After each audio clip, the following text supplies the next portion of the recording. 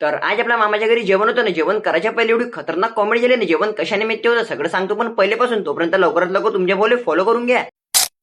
तर तो विषय असा झाला की रविवार असल्यामुळे आपल्याला सकाळी सकाळी जायचं होतं ग्राउंड मध्ये, कारण आपण पूर्ण कबड्डीचे पूर्ण क्रिकेट खेळतो दर रविवारी. अरे अरे आपला तर इंट्रो राहूनच गेला. तर का म्हणता नागपूरची पोट्टे मी तुमच्या देश लॉगर. मग आपण डायरेक्ट पुशलो ग्राउंड मध्ये जाऊन पडलं तर पूर्ण 7-8 पोट्टे आलेले होते आपले. मग थोड्या वेळामध्ये पूर्ण पोट्टे वगैरे ना मस्त मॅचची सुरुवात झाली. सगळ्यात पहिले तर आपण आपली बॅटिंग घेऊन टाकली. आपल्याला बॅटिंग तर काही जमत नव्हती, तरी पण आपण मग आखरीमध्ये एक छक्का मारूनच टाकला. आणि तो छक्का मी एवढा खतरनाक दूर मध्ये मारला की डायरेक्ट बॉल झाडावर जाऊन फसून गेलं. निघायचं काही नावच नव्हतं घेत. मग आपले पोट्टे ऐकते का रे बॉल, डायरेक्ट आपला कुणाल बॉल डायरेक्ट झाडावरच छेडून टाकला ना. आपल्या कुणाल बोलले 5-8 एवढे लोक जमा झाले का तुम्ही पोहोच शकता आता. आणि तुम्हाला तर मारायचे असेल की रविवारची सकाळ सोबत क्रिकेट राहिलं तर विशेष नाही, फुल मजा येते बरं. मग शेवटी बॉल वगैरे काढून झाल्याबरोबरच आपण मस्त मॅचची सुरुवात वगैरे करून टाकली ना. मॅच खेळून झाल्याबरोबरच आपण डायरेक्ट गेलो घरी. मी घरी पोहोचतच नाही तर आपली ताई म्हणते आपल्याला मामाच्या घरी जायला लागते म्हणते, कारण मामाच्या घरी जेवण आहे म्हणते. म्हटलं असं आहे का, एक नंबर मस्त तयारी वगैरे करून टाकली. डायरेक्ट निघालो आपण मामाच्या घरी जाण्यासाठी. आणि माझ्या नशीब एवढं गांडू आहे का आपल्याला रस्त्यामध्ये एवढी खतरनाक गर्दी भेटते, तरी पण आपण ते गर्दी पार करून आपण डायरेक्ट पोहोचलो मामाच्या घरी. मामाच्या घरी जाऊन पडले तर मामा काय घरी होतच नाही, म्हणून तोपर्यंत आपण एक मस्त झोप वगैरे घेऊन टाकली. तोपर्यंत लवकरात लवकर तुमच्या बॉल फॉलो करून घ्या. झोपेतून उठल्याबरोबरच मस्त गरम गरम चाय वगैरे पिऊन टाकला आपण ना. चाय पिऊन झाल्याबरोबरच आपले मस्त मामा मामी काकाजी मावशी वगैरे सगळे मम्मी वगैरे येऊन जाते तिथे. अरे तुम्हाला तर सांगायचंच राहिलं की नेमका विषय आहे का, तर आपल्या मामाच्या घरी मस्त आपल्या लहानवाला बहिणीचा बर्थडे होता आणि इथं केक कट व्हायच्याच पहिले आपल्या मामाना केक खाऊन टाकला होता. आता सगळे पाहुणे एका जागेवर जमा होईल आणि शेंगडबाजी होईल नाही असं होऊ नाही शकत. मग सगळ्यांना मस्त ओवाळणी वगैरे करून टाकलं. ओवाळणी करून झाल्याबरोबर